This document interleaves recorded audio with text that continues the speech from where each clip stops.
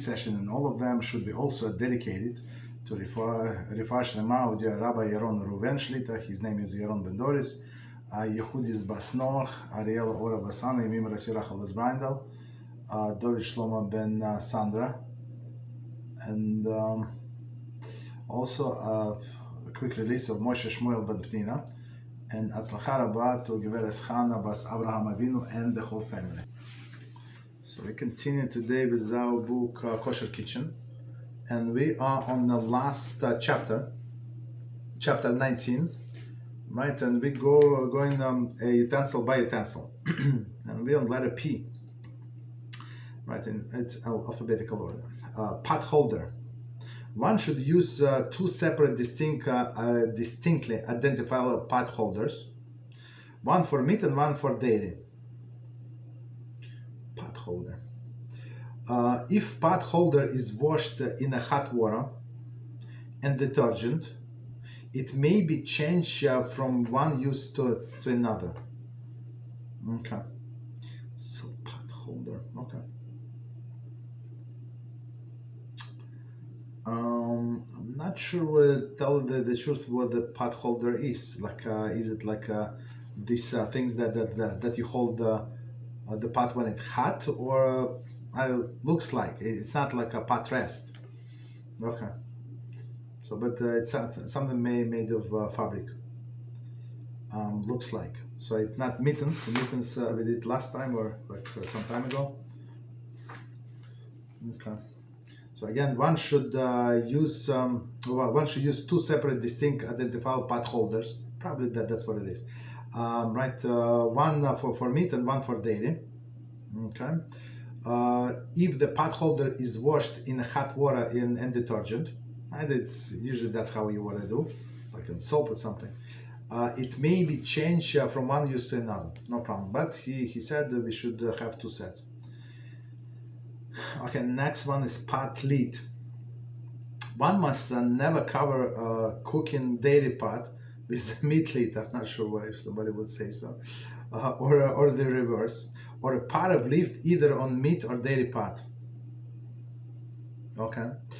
If cooking pot was covered by a lid of the other type, the potted lid may require koshering, and the food may be prohibited. A rav must be consulted, and metal or glass pot lid required tevilah with bracha.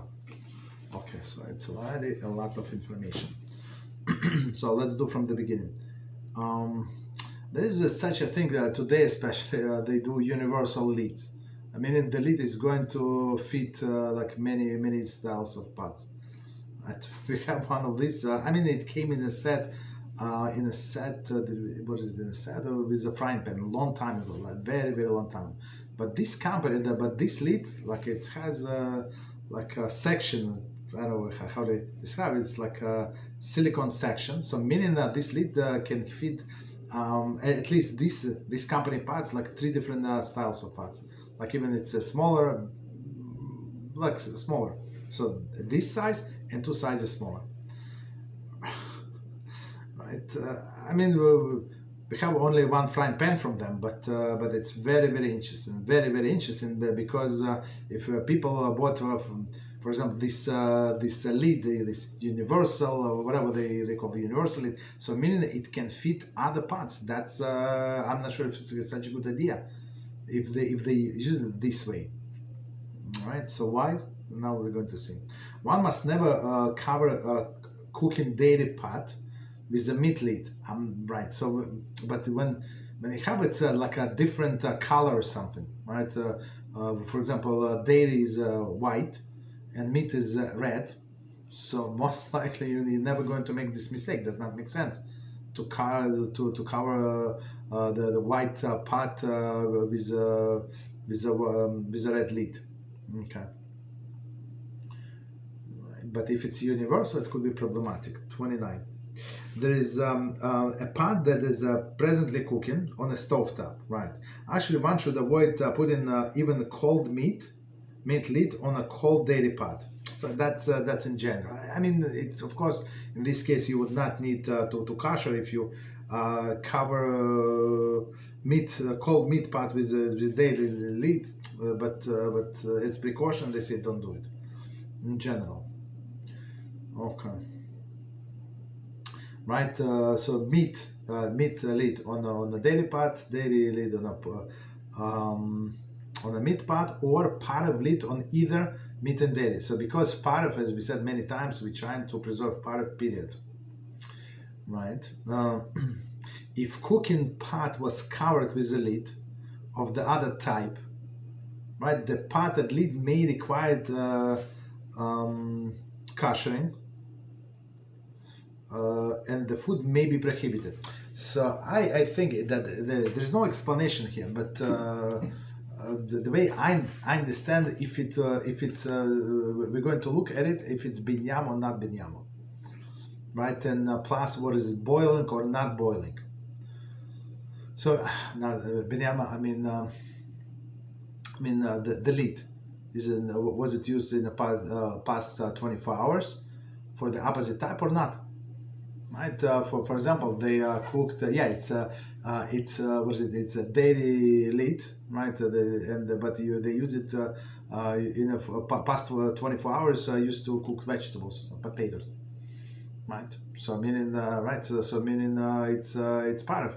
So in this case, there is no problem. The food is permitted, and you don't have to kosher the pot. But if it's right, and in some cases it was not boiling yet, if there was no vapors yet, so all of this, if you put it and then realize, we're not going to go into it, but there are many details, and based on all of the details, and Rabbi is going to decide what should we do. Okay, so but basically, again, it's all revolves about the lid, whether it's binyam or not.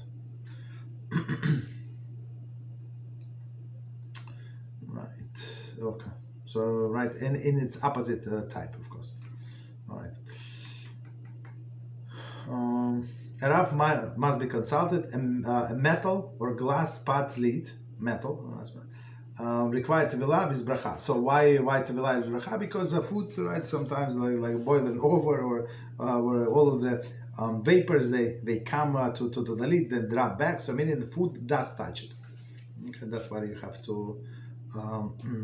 Towel. Next one, refrigerator. One is not required to keep separate shelves in the refrigerator for meat and dairy.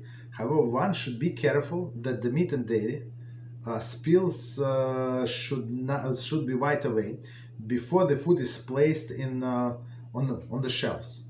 One should not place meat or dairy so that they can drip into each other.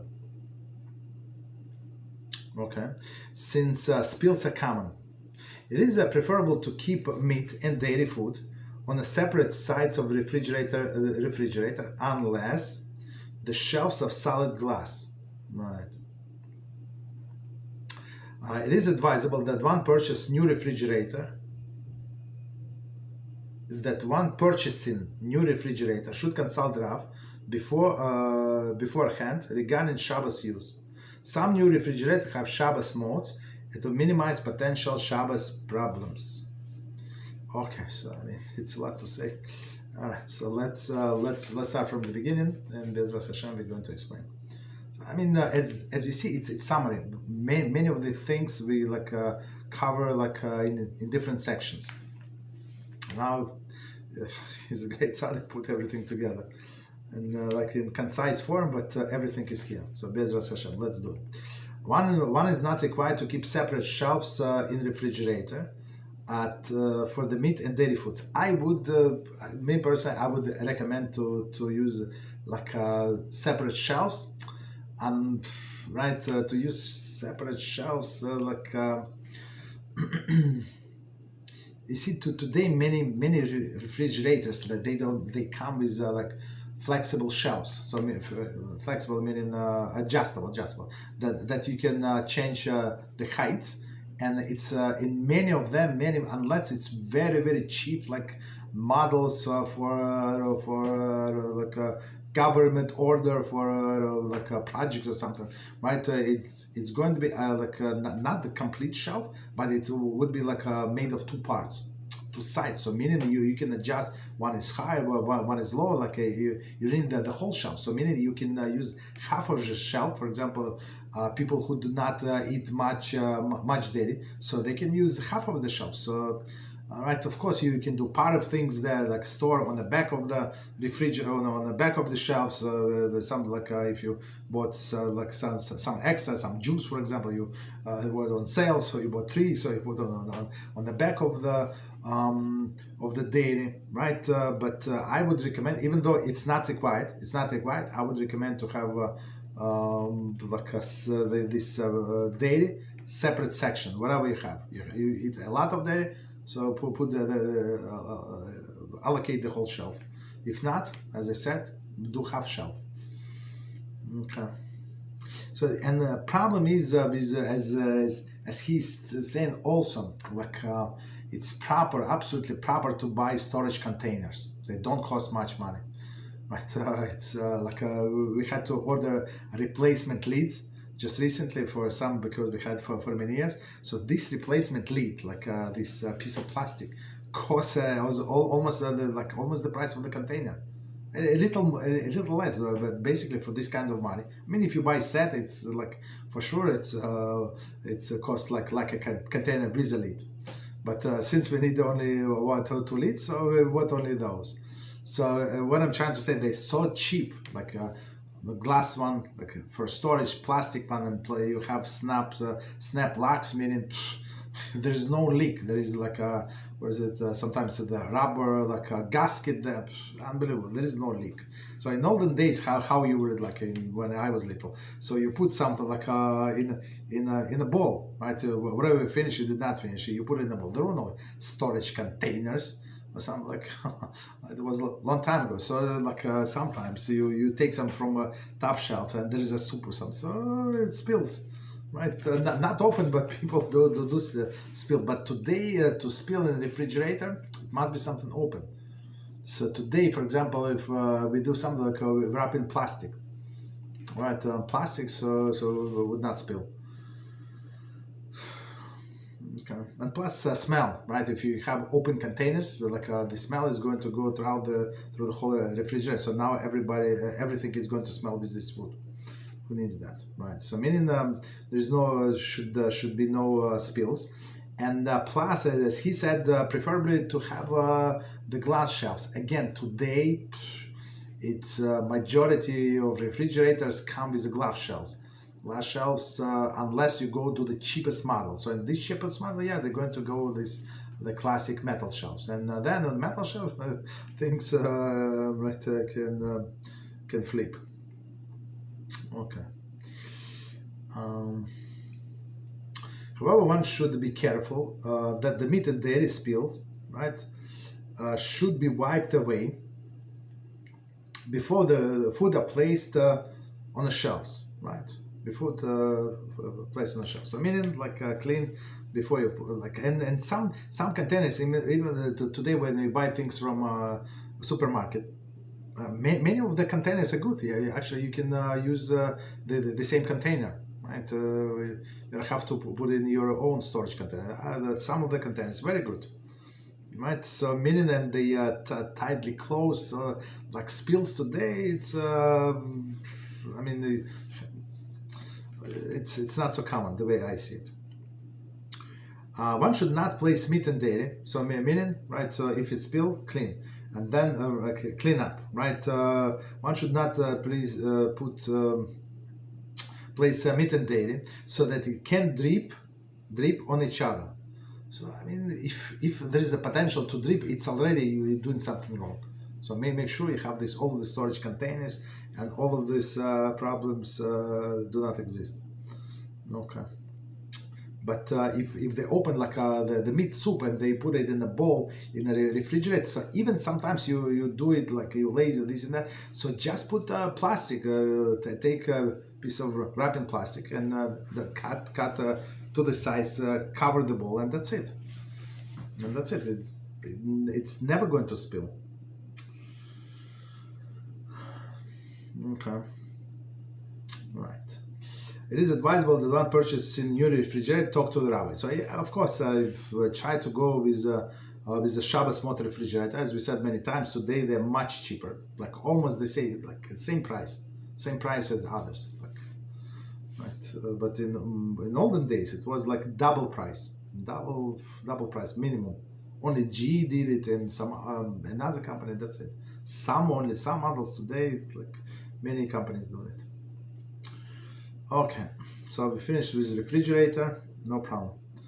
Right, the next one is restaurant. There are several issues to be considered before one eats in a restaurant. Any restaurant, even if a proprietor is observant Jew, needs rabbinic supervision. Right. Many refrain from eating in a restaurant owned by a non-Jew or non-observant Jew, even if it is under the rabbinic supervision. They are concerned that since most supervising agencies rely upon mashgiach, supervisor, who is not at the establishment at all times, not a mashgiach temidi, right? We should be concerned about possible kashrus irregularities. Some would refrain from eating even if there is mashgiach temidi.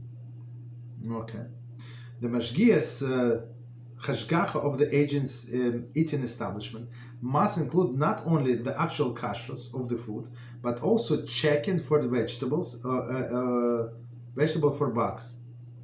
The issue of bishul akum, pas akum, halaf akum, non-Jewish cooking, bread and milk, and mixing of utensils. The hashgacha must include supervision that the challah was taken from the bread, rolls, cakes, and perhaps even that the dishes and cutlery were properly immersed in the mikveh.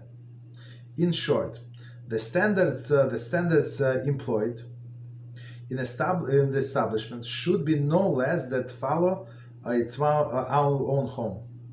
One must determine the standard and policy of the individual supervising agency. One cannot rely on the mere fact that the restaurant has a certificate of kashrus. The certificate may have expired, right? We saw it, right? The supervising rabbi may be incompetent or not follow exacting standards. If the restaurant has no proper supervision, there may be a problem eating even problem-free foods. For example, sealed kosher supervised meals, because of the Mari sign. Eating in a restaurant may give the appearance that the restaurant is reliably kosher, and others may indiscriminately eat there. One should seek guidance of one's rabbi. So let's finish up. In addition to the possible issue of Mari sign, one may not eat vegetable salad in a non-kosher restaurant, even if the salad contains no onions, or the vegetables are not prone to infestation. The knife may have been used for non-kosher food and not thoroughly washed between uses. However, where the Mari sign will not apply, for example, roadside convenience shop, one may purchase cold kosher drink, for example, soda, from a non-Jewish establishment, even if it's served in a glass. Okay. If the non-kosher establishment is owned by a Jew, this may be problematic, since presumably the proprietor did not perform tevilah kelim. A hot drink, for example, black unflavored coffee, may be purchased only if it's served in disposable cups. And there is a commentary. Okay, so as we see, it's a lot to learn from here. So let's start from the beginning, go slowly. Some of these cases we actually discussed before, but let's try to put everything together into one piece. So again, restaurant. There are several issues to be considered before one eats in a restaurant. So first of all, in my mind, it's very expensive. Like at least where you live, like it's so expensive. It's ridiculous. You can buy like a good quality, good food, like for much less money. Like what is it? Like but people are lazy. They like everything cooked. Okay. Continue. Any restaurant, even if proprietor is observant Jew, needs rabbinic supervision. Yes, he's observant Jew, but we don't know how much he's observant, and right, and plus there is money involved. So maybe he's going to buy different meat, this and that, and he would not be so strict, on other things because it's his money online. Right, but when you have somebody checking, there is no problem. So, for example, I have one example. So, if everybody knows this guy, somebody from community, and Rabbi say I approve him, so he can sell. I know this God-fearing family for many generations, no problem. So, my father used to work in this kind of restaurant. Right? It's not a restaurant, like a catering, right? So he was selling from home. Right, this boss, and he would do events. Okay. Long time ago. Right. So meaning that he did not have any kosher supervision, but everybody knew that these guys, this family, can be trusted for sure. Okay. Right. So, but in other places, if there is no rabbinic supervision, better not to buy. So, for example. This meat establishment, right? Like a butcher.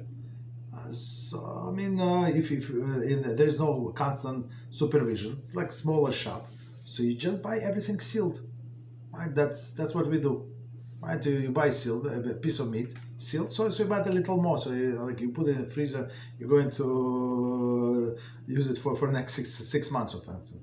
So if you know how to store it, it's store it actually good. Right, that's it. So chickens, right? You buy packed chickens from this place, or go to one that have this mashgiach and pay more. So whatever you want, but still you can buy sealed food from non-kosher supermarket. Right, that's what we started buying lately. Like all of these chickens, faster, like no lines. I mean, in a non-kosher supermarket, I mean, they have a lot of kosher product, but it's sealed, like chicken completely sealed. That's it, with all of the stamps and everything, which is good. Right, but when you go to this local butcher that we have, it's, we saw the boxes, like he gets in a big box, for example, fresh chicken. Right, and he just got it, and he takes the box out to the front from the freezer, and he opens with a knife. He opens in front of you, and you see it. So it's not it's not maybe not kosher kitchen. You see all of the seals, all of the on the top, all the papers, everything is good. But if you did not see how he opened the box, of course you trust the person, but maybe not. So I prefer completely sealed on a factory, and that's it. Right, and same with other supermarkets. That's a Jewish supermarket. That's how they get. But you buy in their packaging, right? They repackaged, which is interesting. Okay, so many refrain. Okay, so meaning the restaurant needs rabbinic supervision. Again, if it's smaller restaurant, it's a small pizzeria, so it's not so simple, right? To have constant rabbinic supervision. So meaning, it's going to be supervision. The rabbi would come from time to time. So he has several establishments. Many refrain from eating in a restaurant owned by a non-Jew or a non-observant Jew when even if it is a rabbinic supervision. I never heard. I mean, of course. I mean, if he said there is such a thing exists, we have several Chinese restaurants. Actually, Chinese food is very popular, by the way. Everybody there are Chinese, but I think that they're just workers, right? They're just workers, but of course there is a mashgiach there. I'm not sure who is the owner. Right? But all of the like delivery person, like the person that takes orders, everybody Chinese, like cooks, everybody. Okay, no problem. So okay, so but right, so some people would refrain even if owner is not Jew, but he has a constant rabbinic supervision. They concerned about they concerned that since most supervising agency rely upon mashgiach, who is not at the establishment at all times, right? Not mashgiach temidid. So meaning to have a mashgiach at all times, it's a little costly. It's a little costly, right? So meaning it's another employee. It's not like other person who cleans the vegetables, like peels a potato or something, right? You have to pay him the full salary, and not only to him but to his agencies, right? So you have to understand it's a lot of money. Right, so not everybody is ready. So, but if this guy can come, for example, they cook only in the mornings, right? Like mostly in the morning, he can come, supervise, and then leave, and then come back again. Okay. They concerned that meaning this non-Jewish proprietor and this mashgiach will come and go. So, but all of this they have to confirm from the supervising agency. Right, they have to have standards. They cannot have double standards. Like with this restaurant is like this, and without is like that. Okay, right. So this mashgiach who is not established at all the times, right? We should be concerned about possible kashrus irregularities, right? So meaning that it's not like they do something on purpose, but things happen, right? How are they going to handle it? Some would refrain from eating even if this there is mashgiach temidi, meaning that restaurant is owned by a non-religious Jew or non-Jew, right? And there is mashgiach, so they would not even trust in this case. The hashgacha of the eating establishment must include not only the actual kashrus of the food, right? What of the food they receive, and this person has a key from all of the refrigerators, so meat must be locked, right? But also checking the vegetables and for bugs. So that's this Chinese restaurant that we used to buy a long time ago. Used to buy maybe once a month or so, right? So the Jew, this mashgiach, we talked to him. I did not talk to him personally. Somebody talked to him, and then I heard that he said he's clean vegetables. Like most of the time, of course, he supervised, but clean vegetables in Chinese restaurant, it's a lot. We have all of the broccolis, all of these other things, for sure. Like not clean, but checks, washes and checks. That's his job. So we understand that he's very, very busy. Okay. One second. Right, so it's checking vegetable for bugs. The issue of bishul akum, so meaning non-Jewish cooking, right? So so meaning non-Jewish cooking, but if you have supervisors, there is no problem. Pas akum, meaning bread that was cooked by a non-Jew. So and bread could be anything, right? It's not actually bread, right? Halaf akum, so non-Jewish milk, right? All these things, and the mixing of utensils. So usually the way I understand, I have not seen like the establishment, at least it's not like we go often like or ever that have meat and dairy in one store.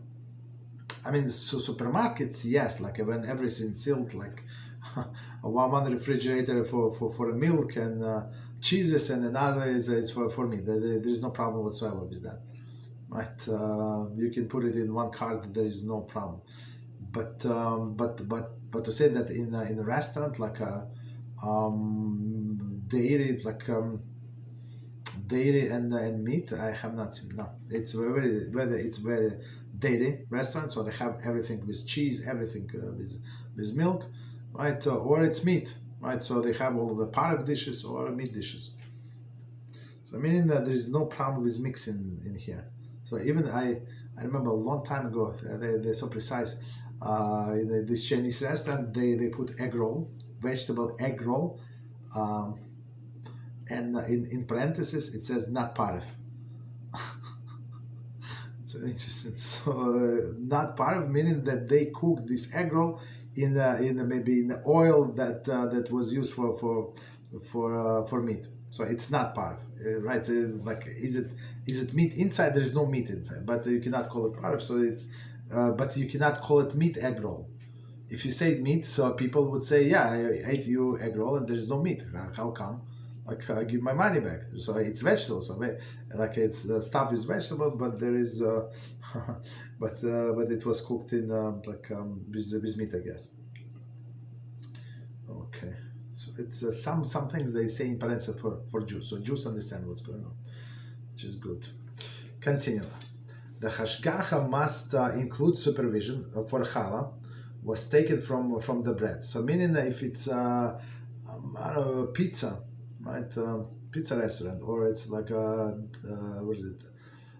Donuts, or they have bagels, right? You have to separate challah with a blessing in this case, and or from the big batch you need to separate only a little piece, and you have to supervise this challah so it should not get mixed, or like if some non-Jew would say, oh, this Rabbi, he's wasteful, and take this piece but separate throw back into the mix. It's a problem. It's a big problem, because this challah, as we said before, it's completely forbidden food. It's like we have to see it as non-kosher food for us. That's why we say when we need to burn the challah, right? Like some people burn it in an oven, so double wrap it in aluminum foil, right? Because even this evaporation, so like it is forbidden. The steam, the smell. Okay. Right. So taking challah, so we have to make sure somebody took challah, and perhaps even not somebody, but a Jew who is obligated to take a challah. And perhaps even the dishes and cutlery were properly immersed in the mikveh. And it's a big deal. This thing is a big deal. How is it a big deal? That it says if they borrow from a non-Jew, technically, if you borrow a utensil from a non-Jew, you're not obligated to kosher it. Oh, not kosher. You're not obligated to tovel it, right? Or even if you borrow from another Jew, you're not obligated. So it's borrowed utensil, and you know that he did not tovel it. You're not obligated to, right? It's his obligation. You cannot do this mitzvah for him. If he asks you, yes. But if he did not ask you, she did not ask you, you cannot do that. So I don't remember how exactly it came about, but it was many years ago. I heard the problem with these caterers. They would rent the plates because people want this plate, not that plate, from a catalog. So only non-Jew, like who has a lot of customers, would have this choice of plates. You understand? And of course they were used for non-kosher food, but of course they would make sure it's more than 24 hours, this and that, all of these things. So it was very questionable whether or not we can trust these caterers going forward, right? But okay, that's the issue. And plus forks and spoons, and people want like a different style, not what my brother-in-law had on the wedding. So meaning that's a big deal. So somebody has to have a lot of this in storage, right? Right. So the concern is whether they are properly immersed in the mikveh. In short, the standards employed in establishment should be no less than one followed in one home. And if you think about most likely, so he gives us Binyamin Forrest, Shalita gives us amazing formula, right? So whatever you do at home, so do it there, right? Otherwise, don't eat. So, and I think it's my personal understanding. In most of the cases, person would follow more strict standards in the house than and they did not even check something that was going on in the restaurant. Okay. One must determine the standards and policy of the individual supervising agency, right? So I mean, you can call them. There is a website sometimes, right? You can ask this question, or you can ask Mashgiach this question, whatever you want to do. One cannot rely on the mere fact that a restaurant has a certificate of Kashrus, right? So meaning that it's kosher, yeah, it's kosher, and sometimes they put it on the back wall, all right, so everybody can see, but you're behind the counter, so unless you have perfect vision and you have binoculars, you would not see, right? And right, somebody just recently asked to send them the proof of insurance, so from somebody else. So I sent them, and I did not check. And one of the insurances actually expired. So there are three different insurances they have. One of them is expired. Right. So that's do people check? So I thought that I looked at it, like looked good to me. So I had to send to somebody else. But that person said no, it's expired. Right. So meaning the same with the certification, and I saw the certification that it expired some time ago. Right. Even I give you this example. There is some websites very good with uploading fresh certifications, right? I don't want to give them like advertisement, but some of them. So it says kosher, and then additional facts, right? There is a tab, additional facts, and kosher certification. Amazing. They are up to date most of the time, right? So. Continue. The certificate may have expired, right? The supervising rabbi may be incompetent. So in order to be mashgiach, you don't have to be a rabbi. You don't have to be basically anybody. So just so you know, it's like a low-paying job. Just so you know. Of course, it's above the minimum wage, but it's not much more above, right? So all of the money is the agency gets. And these owners sometimes they threaten the agency that they're going to withdraw, right? If they don't need it, if not everybody is Jewish there, who goes to eat, like half of the customer is Jewish, and they charge too much, or he complains too much. This mashgiach, right? He said no, I have to wash all the broccoli. They say, you broccoli, we have this Spanish guy, Jose. You know how Jose works, 17 times faster than Moshe. Moshe is going to wash the broccoli. No, he's going to wash the broccoli. Look, sorry, you're going but this mashgiach, he has no right to agree to that. He has to work harder, faster, and maybe start at 6 a.m. or 3 a.m. to wash the vegetables, but don't allow these non-Jews to wash the vegetables, especially that it's prone to infestation, as we said. Broccoli for sure. I mean, even though I think I said before, I found only a few times in something in broccoli, but still, it's impossible to check 100% thoroughly. Even I was checking after we washed it 2 or 3 times. I don't remember how many times we washed, 2 or 3 times minimum. Okay. So this they say Rabbi, but this guy. So you don't have to be Rabbi. You don't have to be anything to be mashgiach. Just so we know.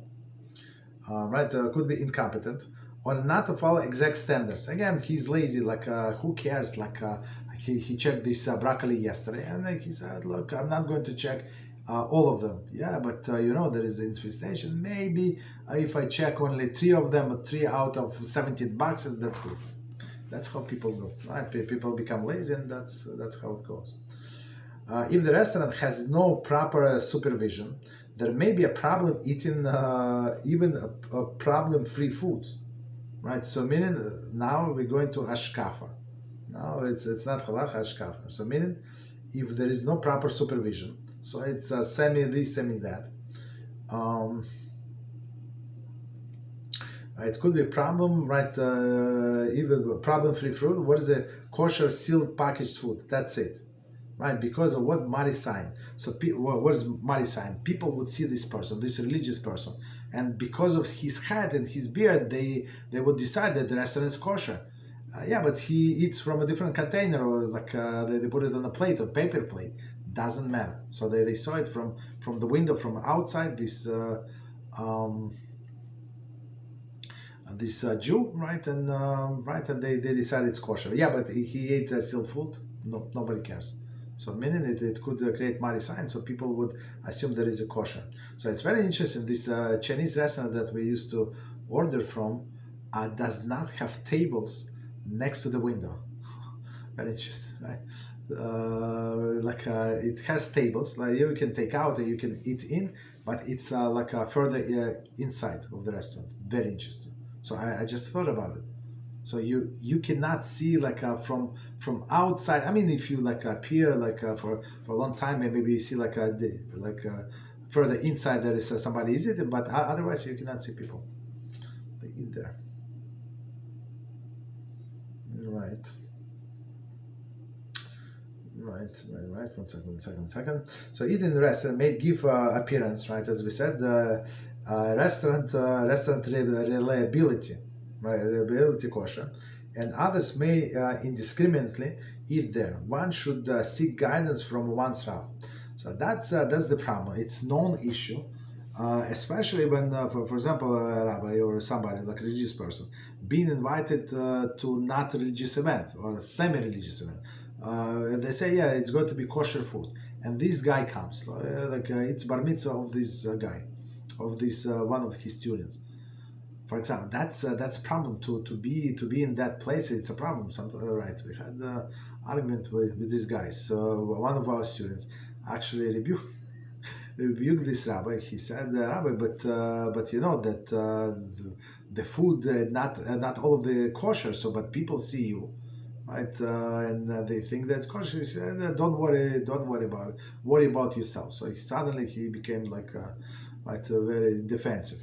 Right, of course, a person has to worry about himself, but he's a rabbi in yeshiva, and I understand he came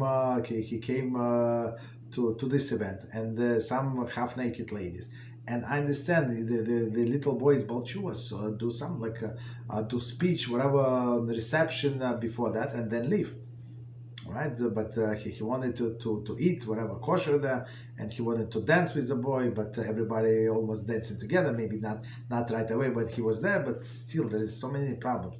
So with his presence, he's I don't want to say kosher the pig, but something like that. People can.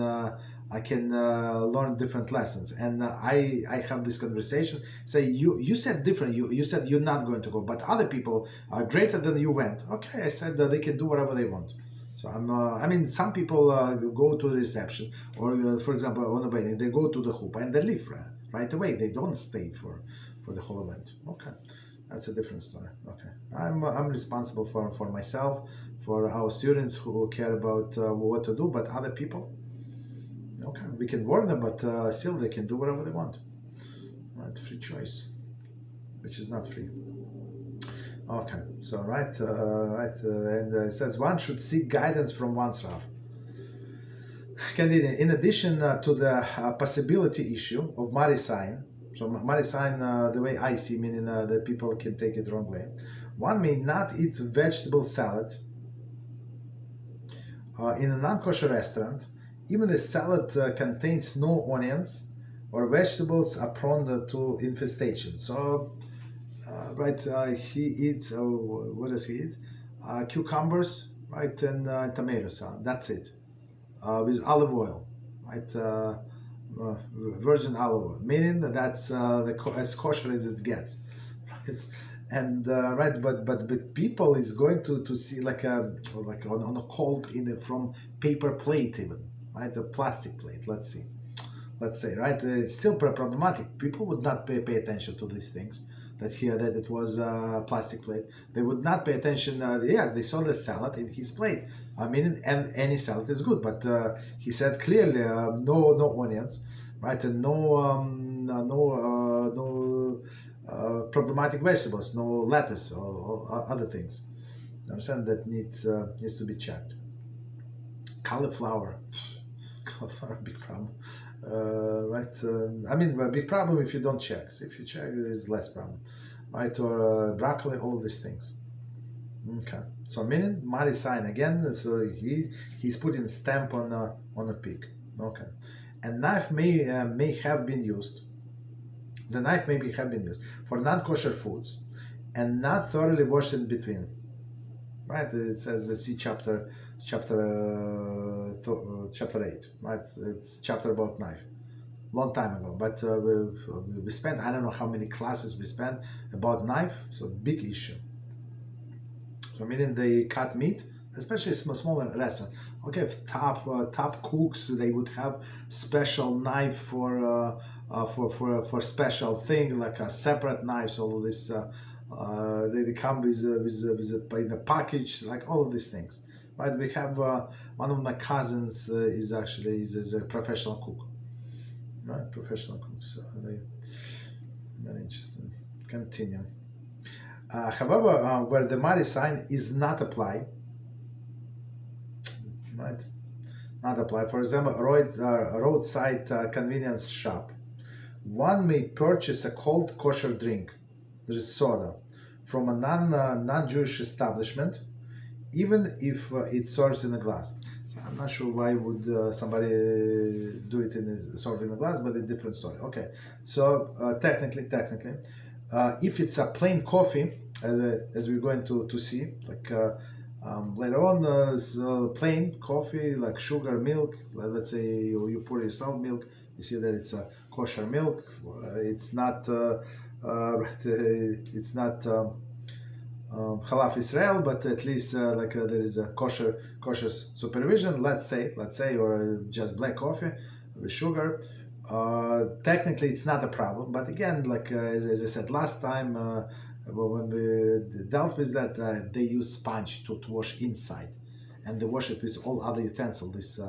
This coffee thing, right? So for sure, coffee receptor, for sure, it's there is like non-kosher taste. But of course, like in this case, you can rely. So maybe, since a glass, about glass, we had three different opinions, right? So glass does not absorb the taste because it's smooth, because it's hard. So that's why it does not need to be kosher, stuff like that. So maybe, like technically, you have lenient opinions to rely upon to go to these non-kosher places and get yourself coffee. And I saw sometimes guys from my minyan, like in the place where I used to work. Not every, I saw one and then another, like does not look good. He goes to cafeteria. Of course, it's open, so you can see what he buys. It was food court or something, right? And he buys a black coffee. So that's it, like a clear coffee, clear cup without top. You can see it's coffee, right? It's a black coffee. That's what he bought. I mean, I would not do it. I would not do it. It's like stay in a line, even staying in a line, right? In this non-kosher restaurant, people would not have patience to wait and see what this guy is going to buy. He's going to buy black coffee, or he's going to buy a cheeseburger. They would assume cheeseburger, like all of these people, right? They would assume the worst. But so, unless there is no choice or something. But again, today there are thermoses. Like you can you on a road or something. Take buy yourself thermos, like $15, $10, and carry this coffee with you, right? No problem. And it's going to be hot for 24 hours. The way your favorite coffee, and don't buy from this establishment. Again, after the fact, if you need it, there is no problem. Right. Or they say even cold drink like soda, from a soda fountain, right? If you can do like a paper cup is better, but again, how does it look? A Jew comes out of McDonald's or Burger King with a coffee, with this soda. Of course, everybody said it's a soda, but maybe he finished the meal there and he comes out so some people take to go whatever to finish outside. How do you know? So I mean, for me, it's all questionable. So of course, we would allow a person, like if somebody like a dire situation, he needs to go to the restaurant. Even if you can avoid to go to this not kosher establishment, would be the best. Like pay somebody, right? People do many things for a little money, right? So offer a clerk or somebody, look in a grocery store or someone, I buy it. Like, this is for you. Give him $5 and he's going to let you use the restaurant. Okay. So continue. If non-kosher establishment is owned by a Jew, so let's say it is known, this is problematic since presumably the proprietor did not perform Tevilah Kelim. I mean, if you take things in like in the paper cup or something, that's a little different, but still there is many problems. A hot drink, black coffee, so we said, okay, must be in disposable cup. So what does it mean? 21 commentary is if the establishment serve non-kosher coffees as well, one should be concerned that preserve the coffee decanter. Okay, so the word that I was looking yesterday is decanter. Okay, coffee decanter is used, right, for a non-kosher use, right. One who drinks only Halaf Israel may need to be concerned that the milk is in Halaf Israel container is not actually Halaf Israel. One should consult one's Rav. Okay, too many issues, but let's see. So first of all, it depends where you buy this coffee. For example, if you buy like in convenience store or something like or a gas station, you buy coffee, they have one brand. What is that? Regular, right? But if you buy from a coffee shop, that's a problem. They have many flavors. So maybe they use the same machine for many of them. That would be a problem because there for sure there is not kosher taste. All right, right, which is a problematic. Okay. So that was the problem is right in my place where I used to work. First, when they bought they did not buy sign a contract from the company, gave us this coffee machine and with cups, right, disposable cups that you put there, many flavors. Everything is good. Everything is good. All of them were kosher, and this company replaced the machine for free, I guess, because they replaced from time to time from heavy use, and they different brand and came with some of them. Some flavors were kosher, some flavors was not kosher. So I stopped drinking. That's it. That's when we stop. Right? If everything is kosher, there's no doesn't matter what the person before you did, right? Because it was kosher. But if some of the kosher, some of the not, for sure, there is like a residue on this spout and everywhere, right? So you're not allowed to drink it. Okay. But initially, if you know that it's brand new, that's a different story. It's brand new, and all of these cups are kosher, so you would not suspect that somebody brought from the house non-kosher bread. That would be too much. Okay.